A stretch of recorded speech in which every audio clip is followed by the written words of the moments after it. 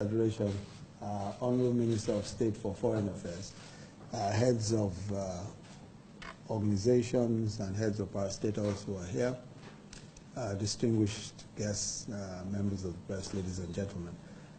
I'm sure that we're all familiar with the issues as outlined. I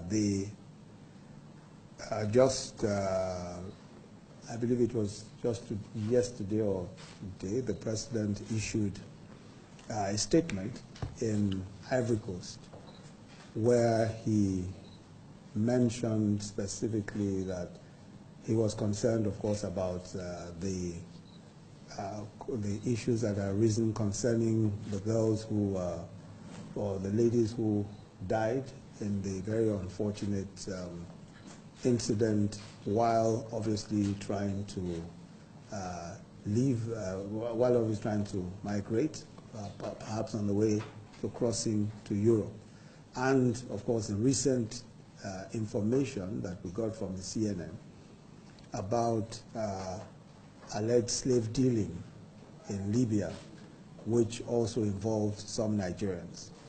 And the President's statement was to the effect that he intended that all Nigerians who were in Libya or held in camps in Libya or elsewhere were given an opportunity to return home, and that he intended to ensure that that would be done, that all of them would be, that will make arrangements for them to come home, and that would also take steps to ensure that these types of migration do not take place, or at least in the circumstances that this particular ones took place, that these are not repeated.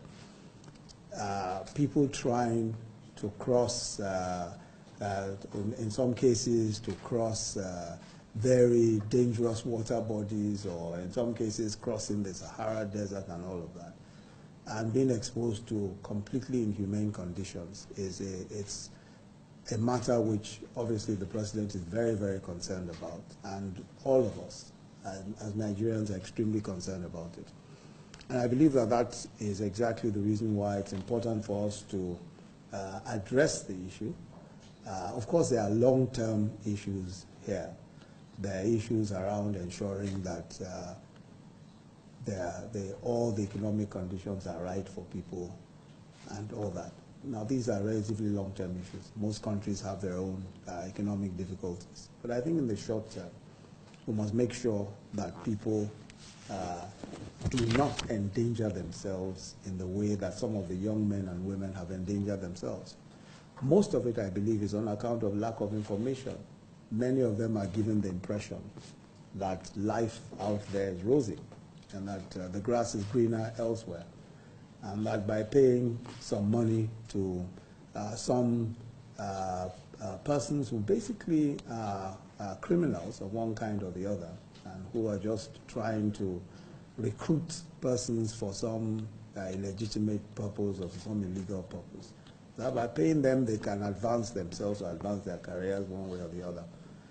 You know, we have to point out that that is wrong, and why I think by sensitizing young Nigerians, we will be able to ensure that such young people do not go abroad on these definitely ill-advised escapades or ill-advised journeys. So I think that we are all set to do so. We have all of the relevant agencies, NAPTIP, the Refugee Commission, NEMA, Ministry of Foreign Affairs. Everyone who is going to be involved in this process is here, and we will be working out what steps need to be taken. Already a lot has been done, and I'm sure that the reports of the Refugee Commission will show that several thousands of Nigerian young men and women have already come back to Nigeria and have been returned to Nigeria and have been duly, properly profiled, counseled, and all that, and some have gone back to their respective homes. But I think that it will be important for us, in response to Mr. President's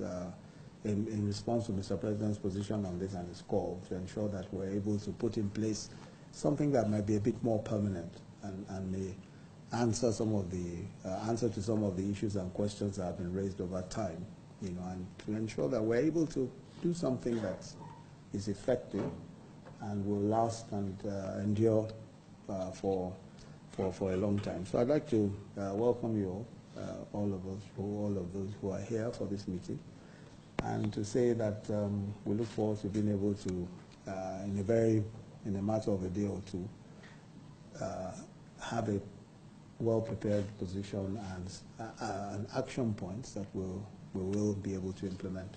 Thank you. Thank you. Thank you very much, Excellency.